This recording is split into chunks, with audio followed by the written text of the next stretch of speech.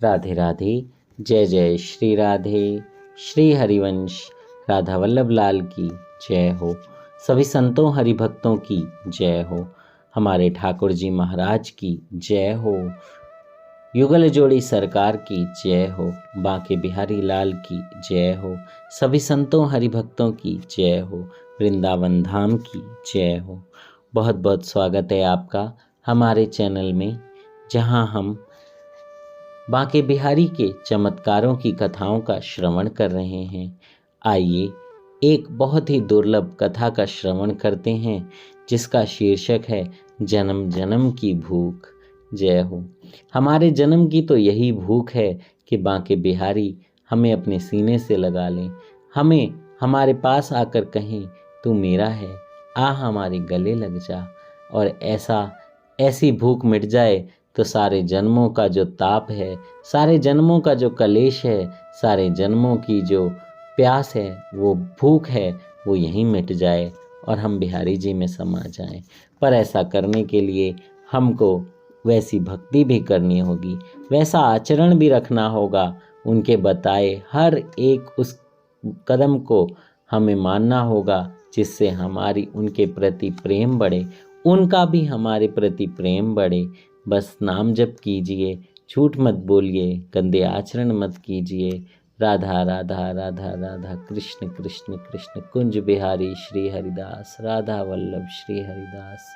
जो मन आता है आपको राधा वल्लभ श्री हरिवंश, जो भी मन हो वो आप बोलिए बोलिए, पुकारिए उनको, मन से पुकारिए, बोलिए कि हे प्रभु अब तो कृपा करो, अब तो कृपा करो। जय हो। आइए कथा श्रवण शुरू करते हैं।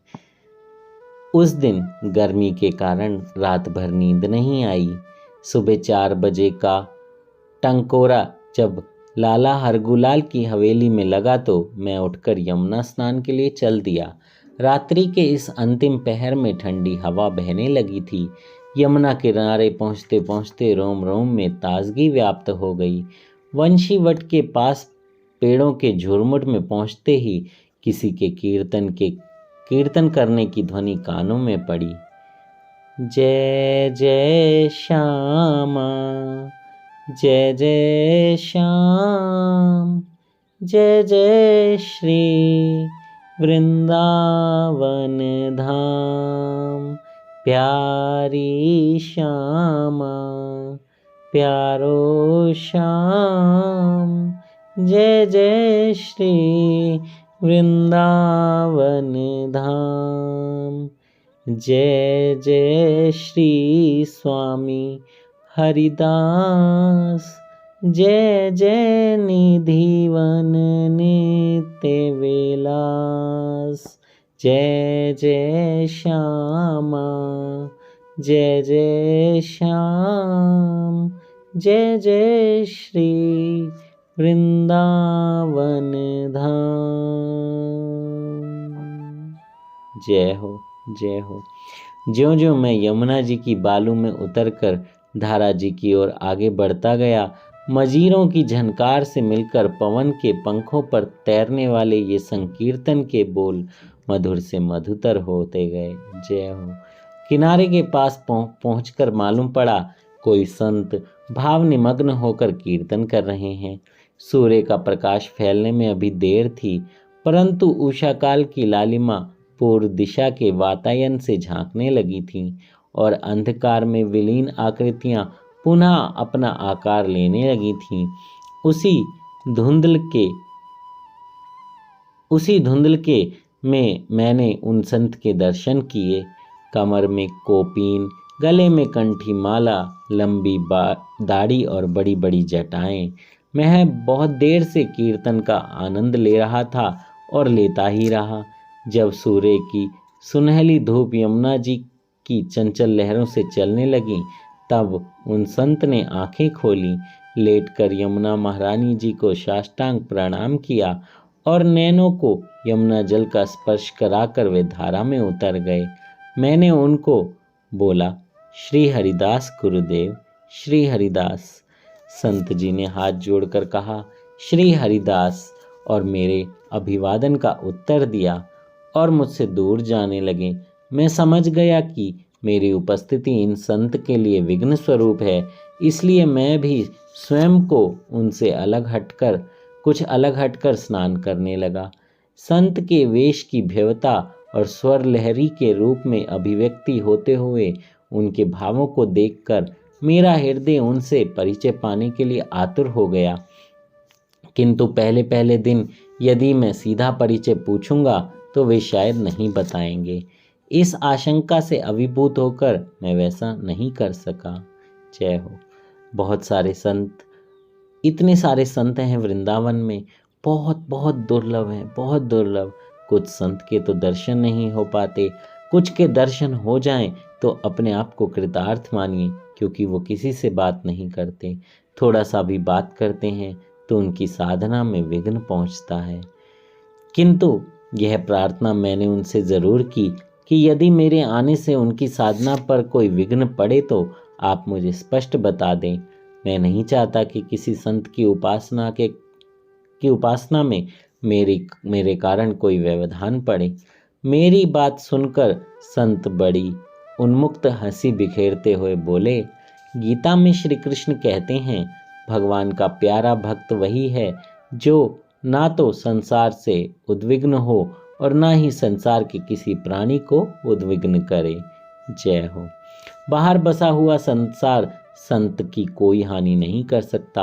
हानि तो तब करता है जब उसके हृदय में बस जाता है।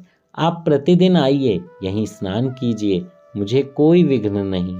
अगले दिन मैं पुनः उसी स्थान पर स्नान करने के लिए पहुंचा, किंतु पहले से जल्दी। लगभग 4 बजे मैं यमुना किनारे पहुंच गया, लेकिन आज भी मैंने पाया कि वे संत कीर्तन में बिल्कुल रमे हुए हैं। स्नान कर चुकने पर मैंने संत से पूछा, आप कहाँ रहते हैं? तो वे बोले, यहीं वृंदावन में। वृंदावन में कोई आश्रम तो होगा? मैंने पूछा। वे मुस्कुराते हुए बोले, मेरे लिए तो यह वृंदावन ही आश्रम है। जहाँ भूख लगती है वहीं मधुकरी कर लेता हूँ, जहाँ प्यास लगती है वहीं जल पीता हूँ, जहाँ नींद आ जाती है वहीं पढ़कर सो लेता हूँ। अब आप कहाँ जाएंगे? मैंने आगे पूछा तो बताने लगे, अभी तो परिक्रमा करूँगा। मेरा मन हुआ कि इनके साथ परिक्रमा करते हुए इनका परिचय पाया जाए, किंतु मन ने भीतर से टोका, परिक्रमा करना एक साधना है, एक भजन है, यह कोई टहलना नहीं है जो इसमें मनचाही बातचीत की जा सके। संत मौन भाव से परिक्रमा मार्ग पर आगे बढ़ गए और मैं लौट गया। फिर कई दिन यही क्रम चलता रहा। रोज परिचय पाने की बात सोचता, पर पूछने की हिम्मत नहीं होती। एक दिन मौका मिल ही गया। उस दिन मैं और संत दोनों एक साथ यमुना जी में स्नान करके बाहर आए। संत अपने शरीर में रज को लपेटने लगे और मैं अंगोछे से रगड़ रगड़ कर पहुँचने लगा। जय हो, जय हो। यही फर्क है एक संत का और हम जैसे माया में फंसे हुए लोगों का। जय हो। मेरा अंगोछा फटा था, कई दिन से सोच रहा था इसे बदल दूं, किंतु ध्यान नहीं रहता और वही अंगोछा रोज मेरा साथी बन जाता था। फटे अंगोछे से लंगोटी बदलने में मुझे हल्का सा संकोच भी होता था। शायद मेरे इस संकोच को संत ने महसूस किया था। उस दिन जब मैं शरीर पहुंच चुका और संत ने अंग अंग में ब्रज रज रमा ली थी, तो वह अपने हाथ में एक नया अंगोछा लेकर मेरी ओर बढ़ते हुए बोले, यह अंगोछा हमें कल एक माई ने दिया। हम तो नया कापड़ प्रयोग में लाते नहीं हैं, हमने सोचा आपको देंगे। आपका अंगोछा बहुत फटा हुआ है, यह हमको दीजिए। यह मेरे लिए नया अनुभव था। अब तक जितने भी संत महात्मा मिले, वे दुनिया दिखावे के लिए भले ही त्याग का ढोंग रचते हों, किंतु उनके भीतर संग्रह का चोर छिपा ही दिखा है।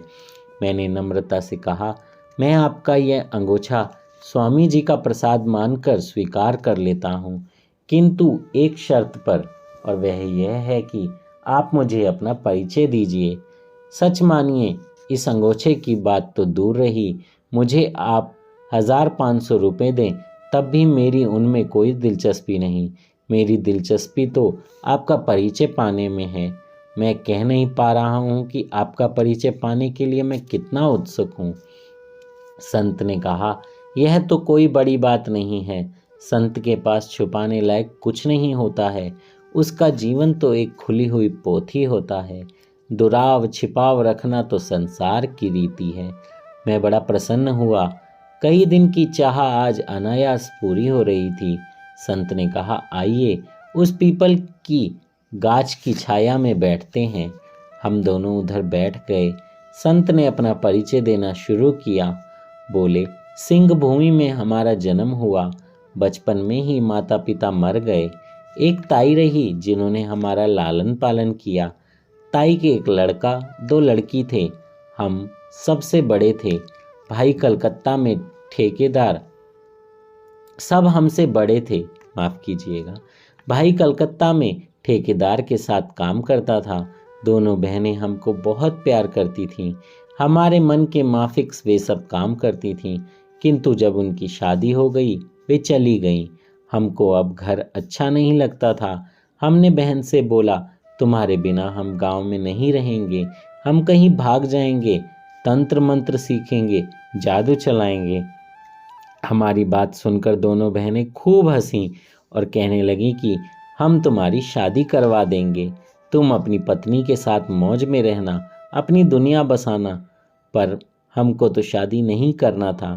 हमने साफ मना कर दिया। वे जब अपनी पति के साथ चली गईं तो हम गांव से भाग गए। हमने सुना था कि अमुक स्थान पर एक ब्रह्मचारी तंत्र मंत्र सिखाता है। हम वहां पहुंचे और बाबा से प्रार्थना करी कि हमको भी तंत्र मंत्र सिखाइए। वो तो बाबा कहने लगे, तुम अभी बिल्कुल नए हो।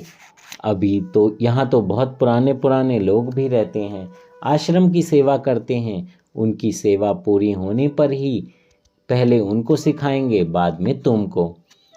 हमने आश्रम में रहने वाले और लोगों से जिज्ञासा की तो पता चला कि उन लोगों को तो 5-5, 7-7 साल रहते वहाँ हो गए, पर बाबा ने अपना इल्म किसी को भी नहीं दिया। वह हम समझ गए कि ब्रह्मचारी बाबा सबको बहका कर रखता है, वह अपनी विद्या किसी को नहीं देता। फिर हम वहाँ से भागकर वापस गांव आ गए। ताई ने मुझको देखा तो बहुत खुशी हुई और उन्होंने अपनी लड़कियों को बुलाया और कलकत्ते से लड़के को भी बुलाया और सबसे कहा कि वे मुझे शादी करने के लिए समझाएं। मेरी बड़ी बहन बोली, मैंने तेरे लिए बहुत अच्छी लड़की देखी है, बहुत सौम्य स्वभाव है। भाई कहने लगा, तू गांव में नहीं रहना चाहता तो मत रह, कलकत्ते चल मेरे साथ। मैं वहाँ एक महाजन को बोलूँगा कि वो तुझे दुकान खुलवा देंगे, आराम से रहना। शादी की बात तो मेरी समझ में नहीं आई, पर भाई से पता चला कि दुकान करने को, पर भाई से पता लेकर मैं शहर कलकत्ता आ गया दुकान खोलने के लिए। वहाँ उन दिनों कई सरकारी इमारतें बन रही थीं। कई ठेकेदारों ने ठेके लिए हुए थे। एक एक ठेकेदार के नीचे सैकड़ों सैकड़ों आदमी काम करते थे। मैं महाजन से मिला। उन्होंने उसी इलाके में मुझे एक दुकान खुलवा दी, पान बीड़ी सिगरेट चाय पत्ती माचिस आदि जैसी दुकानों की। सुबह दुकान तड़के से लेकर आधी रात तक खुली रहती थी। बिक्री भी खूब होती थी, पर प्रॉफिट कुछ नहीं था। महीने के अंत में 10-5 रुपए का घाटा जरूर उठाना पड़ता था। घाटे का कारण था कि सब मजदूर लोग उधार सौदा लेते थे और महीने के अंत में जब हिसाब करते तो आधा पौना पैसा चुकाकर बाकी अगले महीने में देने का बोल दिया करते थे। ऐसा करने से कुछ ही दिनों में दुकान का सब सामान चुक गया। मेरी अंटी में छदम भी नहीं रहा। महाजन पहला हिसाब किए बिना आगे उधार देने को तैयार नहीं था। फिर दुकान कैसे चलती। इसी बीच भाई भी गांव से कलकत्ता आ गया। महाजन ने उसके खूब कान भरे और उनसे कहा कि व्यापार करना कोई खेल नहीं है, उसके कुछ उसूल हैं। मैं फिर पैसा देने को तैयार हूँ, पर मेरे हिसाब से चले। मजदूर लोग हिसाब किताब रखना नहीं जानते। वे तो महीने के अंत में केवल यह पूछते हैं कितना पैसा बना। इसे चाहिए कि जिसने 100 रुपये का सामान लिया है उसके नाम पर 200 और 250 चढ़ा दे। ऐसा करने से इस मुझे कभी लॉस नहीं होगा, उल्टे मजदूर कर्जदार बने रहेंगे। पर अकेली जान के लिए मैं ऐसा अनर्थ क्यों करने लगा? महाजन की सलाह पर मेरा भाई मुग्ध था, पर मैं इस अनीति से समझौता नहीं कर सका और उसी दिन को मैं कलकत्ता छोड़कर भाग लिया। अब मैंने प्रतिज्ञा कर ली कि ना तो कभी गांव लौटूंगा, ना ही कभी दुकान करूंगा। अब तो बस तप करूंगा। मैंने सुना था कि तप के लिए सबसे ज़्यादा उपयुक्त स्थान हिमालय पर्वत की कंदराएं हैं। वहाँ ऐसी ऐसी जड़ी बूटियाँ हैं, कंदमूल हैं, जिन्हें खाने के बाद बहुत बहुत दिन तक भूख प्यास के कष्ट से छुट्टी मिल जाती है। बस फिर क्या था, कल्पना के पंखों पर उड़ता हुआ मैं दिल्ली जाने वाली ट्रेन में चढ़ गया। मुझे पता था कि हिमालय की ओर से जाने वाली गाड़ियाँ दिल्ली से ही मिलती हैं।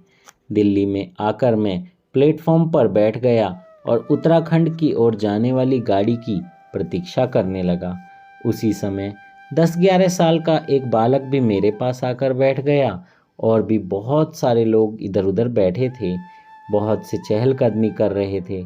मेरे पास से एक कोली गुजरा तो मैंने उससे पूछा कि हरिद्वार जाने वाली गाड़ी कितने बजे और किस नंबर प्लेटफॉर्म पर आएगी, तो वह अनसुनी करके चला गया। किंतु जवाब दिया उस पास में बैठे बालक ने।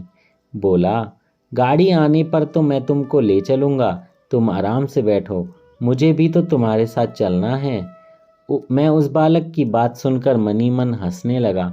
मैं जा रहा हूँ हिमालय पहाड़ की कंदराओं में तपस्या करने के लिए, और यह लड़का कह रहा है कि मैं भी तेरे साथ चलूँगा। यह दूधमुहा बच्चा मेरे साथ क्या खाकर जाएगा? तभी शोर हुआ, गाड़ी आ गई, गाड़ी आ गई। मैं कुछ सुनूं समझूं उससे पहले ही वह मुझे हाथ पकड़कर खींचने लगा। बोला, बाबा चलो जल्दी करो, भीड़ बहुत है, देर होने से फिर सीट नहीं मिलेगी। और हम दोनों एक ही डिब्बे में घुसकर 2 सीटों पर कब्जा करके बैठ गए। मैंने बालक से कहा, मेरे पास तो टिकट विकट कुछ भी नहीं है। जब तक कोई बैठने देगा बैठूंगा, चेकर आकर उतार देगा तो उतर जाऊंगा, जेल भेजेगा तो वहाँ चला जाऊंगा। तू मेरे साथ कैसे चलेगा? बालक ने जवाब दिया, मेरे पास भी टिकट कहाँ है। जहाँ वह भेजेगा वहाँ हम दोनों साथ साथ ही चलेंगे, जहाँ वह साथ रखेगा वहाँ हम दोनों साथ साथ रह लेंगे। तुम मुझे भले ही छोड़ देना, पर बाबा मैं तुमको छोड़ने का नहीं हूँ। जय हो, जय हो। कृपा है बिहारी जी की, जय हो। समझ तो आप गए होंगे, पर आइए कथा का आनंद लेते हैं। मेरी आदत ही नहीं कि मैं किसी का साथ छोड़कर फिर उसे छोड़कर भाग जाऊं। तुम मज़े में बैठो। इतना आश्वासन देकर बालक खिड़की के बाहर झांकने लगा और मुझे दिल्ली के रेलवे स्टेशन की स्थिति समझाने लगा। कहते हैं, भगवान अगर कोई सच्चे रास्ते पर चलने लगे तो भगवान उसका साथ कभी नहीं छोड़ते, कभी नहीं। बस हम ही ऐसे मन के हारे हैं, माया के हारे हैं कि हम लोग अपने लोग इन सब में फंस जाते हैं। देखिए, चाहते तो वो झूठ बोलकर मज़दूरों से पैसे इकट्ठे कर सकते थे, ज़्यादा कमा सकते थे, अपने भाई का साथ दे सकते थे, लेकिन उन्होंने सत्य के मार्ग को चुना। उन्होंने उस मार्ग को छोड़ दिया उसी समय जहाँ पर असत्य हो रहा था, जहाँ पर इंद्रिय तृप्ति के लिए कुछ भी किया जा रहा था। जब ऐसा होता है तो भगवान आपका साथ कभी नहीं छोड़ते, कभी नहीं। जय हो। कौन कौन से प्लेटफॉर्म नंबर पर कहाँ कहाँ से आने वाली गाड़ियाँ रुकती हैं, कितने बजे कौन सी गाड़ी कहाँ जाती है, वह सब मुझे समझाता रहा। तभी एक लंबी सीटी देने के बाद गाड़ी छूट गई और छुक छुक करती हुई प्लेटफॉर्म पीछे छोड़कर आगे बढ़ने लगी। मेरे हृदय की आंखों में हिमालय की ऊंची ऊंची बर्फ से ढकी हुई चोटियाँ और उनके घने अंधकार से भरी हुई कंदराएं तैरने लगीं। कल कल छल छल बहती हुई गंगा की धारा मेरे प्राणों को शीतल करने लगी। तभी मैं योजना बनाने लगा कि पहले किसी महात्मा के साथ रहूँगा। तभी बच्चे ने मुझसे पूछा, बाबा तुम तप करने के लिए बाबा जी हुए हो या फिर मेरे उत्तर की प्रतीक्षा बाबा जी हुए हो? फिर मेरे उत्तर की प्रतीक्षा किए बिना दूसरा प्रश्न पूछा, बाबा लोग तपस्या क्यों करते हैं? मैं उसे समझाने लगा, तपस्या से व्यक्ति में आध्यात्मिक शक्ति का विकास होता है। उसे बल पर बहुत लंबे समय तक जीवित रहना है। वह स्वर्ग का सुख पा सकता है, वह मोक्ष पा सकता है। कौन सी चीज़ है जो तपस्या से नहीं मिलती? उस बालक ने पूछा, तो इनमें से कौन सी चीज़ पाना चाहते हो? लंबी उम्र, स्वर्ग के सुख, मोक्ष या कुछ और? तभी मैंने यह तब तक सोचा ही नहीं था कि मैं किस लाभ की प्राप्ति के लिए तपस्या करने जा रहा हूँ। उस लड़के ने यह प्रश्न किया तो मेरी खोपड़ी ने दौड़ भाग शुरू करी। मुझे अपने पर तरस आया कि मैं भी कितना मूर्ख हूँ, तपस्या करने क्यों जा रहा हूँ। मैं ये सोच ही रहा था कि टीटी ने हमारे डिब्बे में दाखिल होकर सीट पर बैठे हुए प्रत्येक आदमी की टिकट चेक करना शुरू किया। हम दोनों के पास टिकट नहीं था। अगला स्टेशन आते ही उसने हमें गाड़ी से उतार दिया। गाड़ी चली गई और हम दोनों देखते रह गए। लड़का बोला, बाबा इस जीवन की गाड़ी में भी हम बिना टिकट ही सवार हैं। जब तक चेकर नहीं आ रहा है तब तक अंधेर गर्दी चल रही है।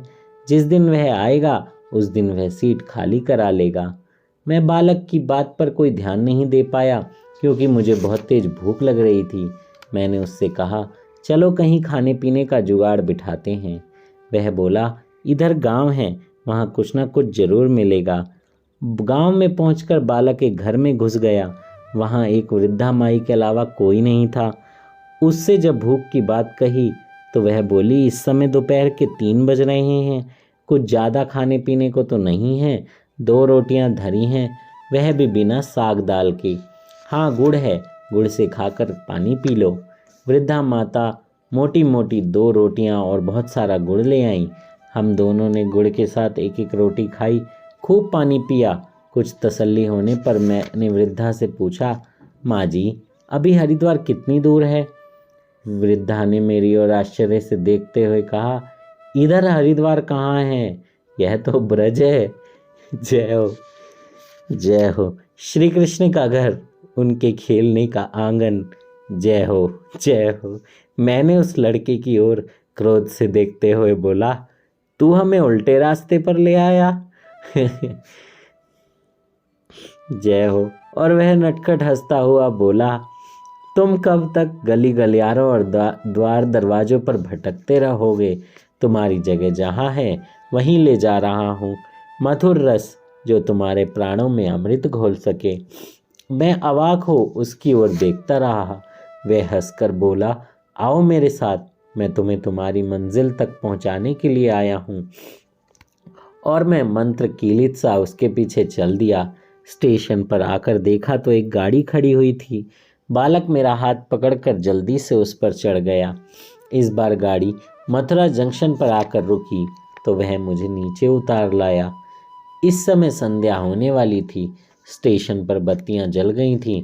मुझे अभी भी बहुत तेज भूख सता रही थी। मैं बालक से बोला, भूख के मारे मेरा हाल बहुत बुरा है। आज जैसी भूख मुझे लगी है वैसी कभी नहीं लगी। वह बोला, ये आज की भूख नहीं, जन्म जन्मांतर की भूख है। इस भूख को मिटाने के लिए ही तुझे वृंदावन लिए जा रहा हूँ। वह राधा रानी का धाम है, श्री कृष्ण का धाम है। वहाँ राधा रानी सबकी भूख मिटाती हैं। तुम देखोगे कि वहाँ बहुत से क्षेत्र हैं जहाँ तुम्हारे जैसे असहाय विरक्तों को खाना मिलता है। बालक बात करता हुआ बड़ी लाइन से निकालकर मुझे छोटी लाइन पर खड़ी एक ट्रेन में बिठाते हुए बोला, यह राधा रानी मेल है, मथुरा से वृंदावन के बीच में ही घूमती रहती है। रात को इसमें विश्राम करो, सुबह यह वृंदावन जाएगी। मुझे ज़रूरी काम है, अभी वृंदावन पहुंचना है। मैं उससे कुछ और पूछता इससे पहले ही वह खिड़की छोड़कर गहराते हुए अंधकार में खो गया। जाड़े के मौसम की वह रात, न ओढ़ने को न बिछाने को, भूखा पेट, बहुत सोने की कोशिश की पर घंटे आधा घंटे भी नींद नहीं आ पाई। जब कभी झपकी लगती तो वही लड़का खिड़की पर खड़ा खड़ा मुस्कुराता हुआ दिखाई देता। जैसे तैसे रात कटी। सुबह हुआ तो ट्रेन धीरे धीरे रेंगती रुकती वृंदावन के स्टेशन से आ लगी। गाड़ी से बाहर आया तो स्टेशन के बाहर ठेल पर बहुत से कंगलों को बैठे हुए देखा। उगते हुए सूर्य की सुनहरी किरणें उनके कंगलेपन को ढकने की कोशिश कर रही थीं। ठंड से सिकुड़ता हुआ मैं उन्हीं में जा मिला। धीरे धीरे उनसे बातचीत हुई तो मालूम हुआ कि कोई बंगाली था, कोई पंजाबी, कोई राजस्थानी, कोई मद्रासी, पर उनमें ना तो प्रांतीयता थी न जाति बोध। एक ही राधा रानी की कृपा सूत्र से बंधे हुए सब बस राधे राधे गा रहे थे और संसार प्रवाह में बहे जा रहे थे। उस दिन पहली बार मेरी समझ में आया कि धर्म, जाति या प्रांतीयता जब भौतिक साधन जुटाने का साधन बन जाते हैं, तभी आदमी आदमी के खून का प्यासा बनकर हिंसा पर उतारू हो जाता है।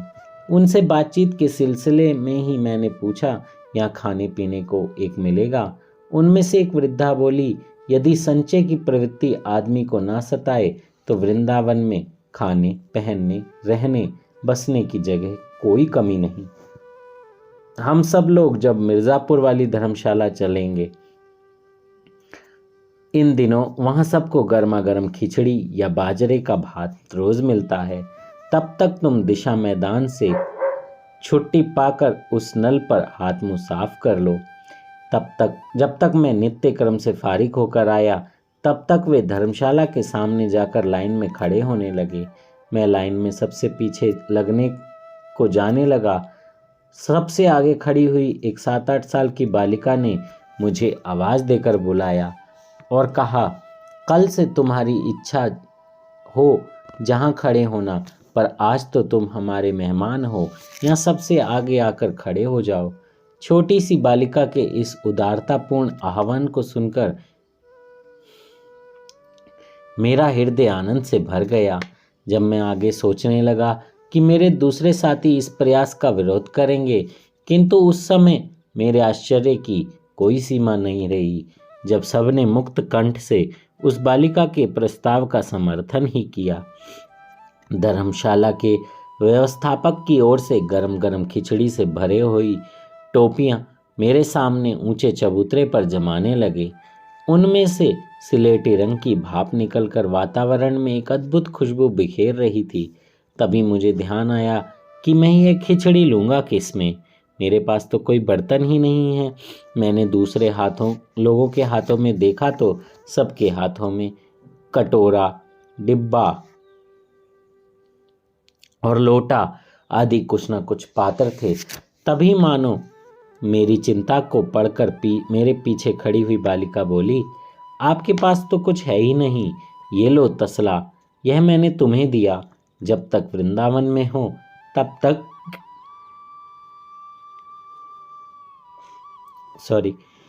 तक इसी में मांगो और खाओ। जय हो। मैंने तसला हाथ में पकड़ा तो मेरी आंखों से ढुलकर आंसुओं की 2 गरम गरम बूंदें उसमें पड़ी।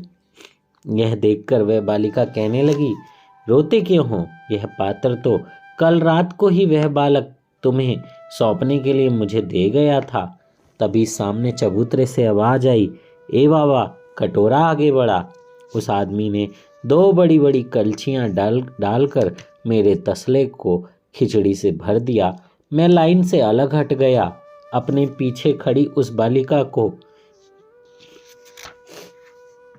ढूंढने लगा, उससे पूछूं वह बालक तुम्हें कहाँ मिला था, किंतु वह वहां पे थी ही नहीं। अब तक धूप पीपल की टहनियों में से झांककर हमारे शरीर को तपाने लगी थी।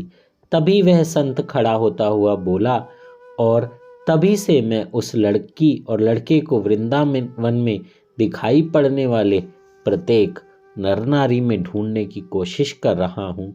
गुरुजी की आज्ञा है कि परिक्रमा करते समय, बिहारी जी के दर्शन करते समय, मधुकरी मांग कर खाते समय उन बालक बालिकाओं को खोजते रहो और एक दिन दोनों की शोभा तुम्हें बिश्री बिहारी जी महाराज के श्री विग्रह में झिलमिलाती हुई दिखाई देने लगे, तब समझ लेना कि श्याम सुंदर का तुम्हें यहाँ कर लिवा कर लाना और राधा रानी का तुम्हारे पोषण के लिए पात्र देने का प्रयास सार्थक हुआ।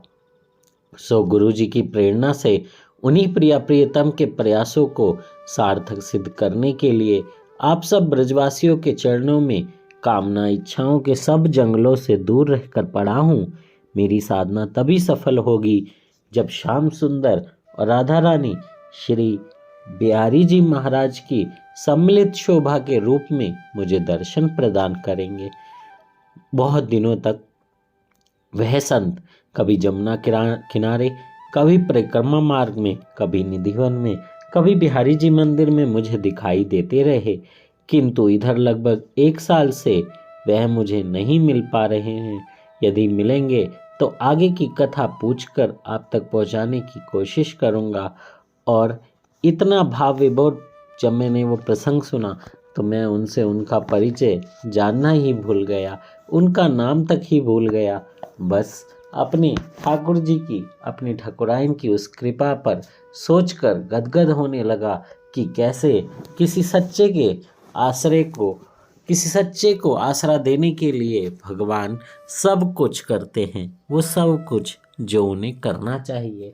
बस हमें उस सत्य मार्ग को पकड़ना है, उस सत्य मार्ग पर चलना है, उनका आसरा नहीं छोड़ना है। जय श्री राधे। बहुत ही भाव विभोर कथा है, बहुत ही प्यारा भाव है। मुझसे कथा कहने में कोई त्रुटि हुई हो तो मुझे क्षमा कीजिएगा। जय श्री राधे। श्री हरिवंश कुंज बिहारी श्री हरिदास राधा वल्लभ श्री हरिवंश।